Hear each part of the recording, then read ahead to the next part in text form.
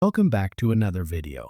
Like, subscribe, comment, and become a public records vendor today. There are layers to this industry. A lot of people think just getting a CPN is enough to start getting approved for everything. Now, about the CPN, it's a credit privacy number or credit profile number, whichever you choose to call it. It's a 9-digit number just like your social security number. You can also use after getting credit repair.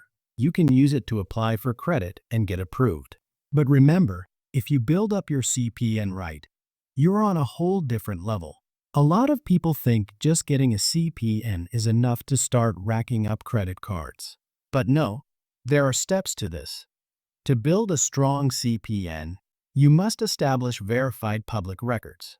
We start by indexing you into many databases. Consistent activity and verification across these accounts create a credible public record, which is essential for a successful CPN. If you need assistance, feel free to reach out. We'll see you on the next video.